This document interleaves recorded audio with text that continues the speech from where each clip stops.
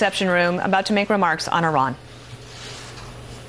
My fellow Americans, today I want to update the world on our efforts to prevent Iran from acquiring a nuclear weapon. The Iranian regime is the leading state sponsor of terror. It exports dangerous missiles, fuels conflicts across the Middle East, and supports terrorist proxies and militias such as Hezbollah, Hamas, the Taliban, and al-Qaeda. Over the years, Iran and its proxies have bombed American embassies and military installations, murdered hundreds of American service members, and kidnapped, imprisoned, and tortured American citizens. The Iranian regime has funded its long reign of chaos and terror by plundering the wealth of its own people. No action taken by the regime has been more dangerous than its pursuit of nuclear weapons and the means of delivering them. In 2015, the previous administration joined with other nations in a deal regarding Iran's nuclear program. This agreement was known as the Joint Comprehensive Plan of Action, or JCPOA. In theory, the so-called Iran deal was supposed to protect the United States and our allies from the lunacy of an Iranian nuclear bomb, a weapon that will only endanger the survival of the Iranian regime.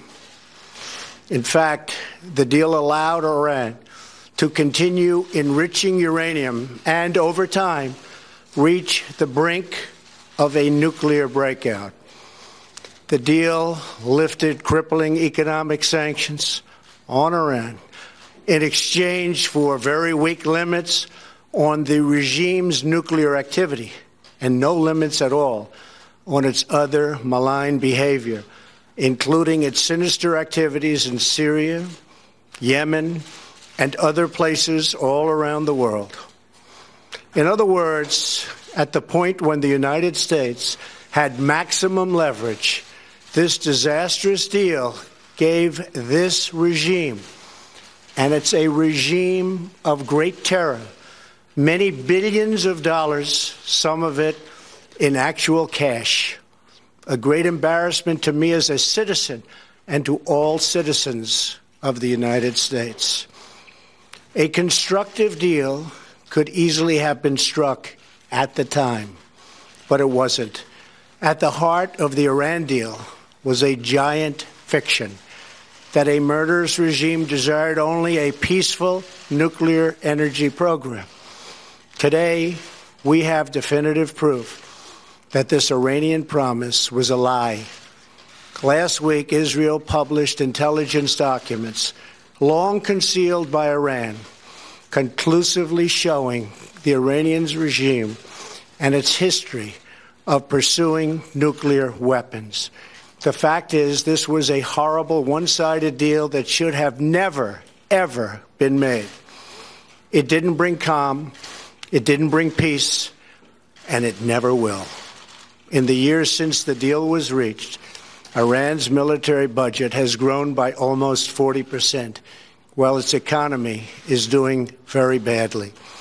After the sanctions were lifted, the dictatorship used its new funds to build nuclear-capable missiles, support terrorism, and cause havoc throughout the Middle East and beyond.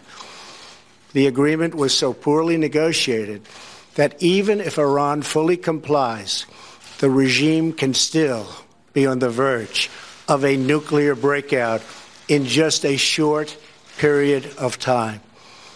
The deal's sunset provisions are totally unacceptable. If I allowed this deal to stand, there would soon be a nuclear arms race in the Middle East.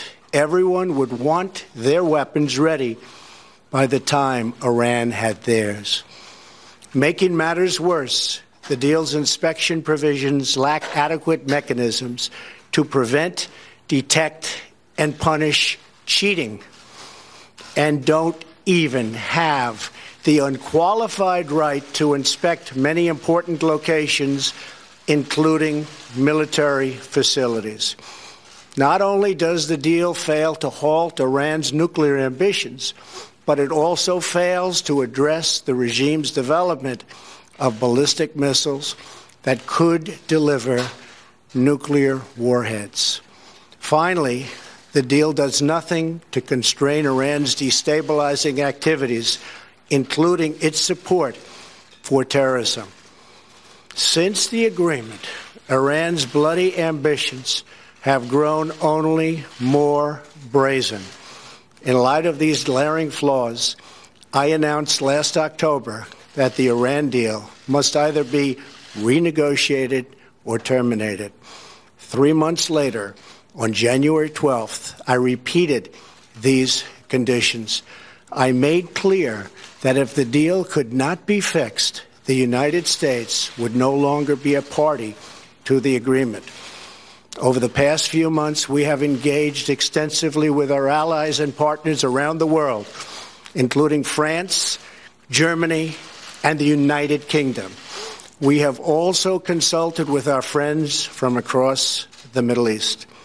We are unified in our understanding of the threat and in our conviction that Iran must never acquire a nuclear weapon. After these consultations, it is clear to me that we cannot prevent an Iranian nuclear bomb under the decaying and rotten structure of the current agreement. The Iran deal is defective at its core. If we do nothing, we know exactly what will happen. In just a short period of time, the world's leading state sponsor of terror will be on the cusp of acquiring the world's most dangerous weapons. Therefore, I am announcing today that the United States will withdraw from the Iran nuclear deal. In a few moments, I will sign a presidential memorandum to begin reinstating U.S. nuclear sanctions on the Iranian regime. We will be instituting the highest level of economic sanction. Any nation that helps Iran in its quest for nuclear weapons could also be strongly sanctioned by the United States. America will not be held hostage to nuclear blackmail. We will not allow American cities to be threatened with destruction, and we will not allow a regime that chants death to America to gain access to the most deadly weapons on earth. Today's action sends a critical message. The United States no longer makes empty threats. When I make promises, I keep them.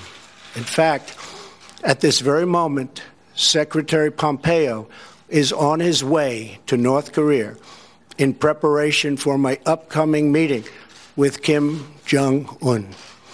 Plans are being made, relationships are building.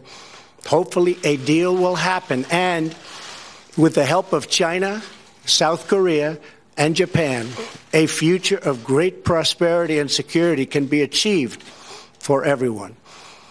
As we exit the Iran deal, we will be working with our allies to find a real, comprehensive, and lasting solution to the Iranian nuclear threat. This will include efforts to eliminate the threat of Iran's ballistic missile program, to stop its terrorist activities worldwide, and to block its menacing activity across the Middle East. In the meantime, powerful sanctions will go into full effect. If the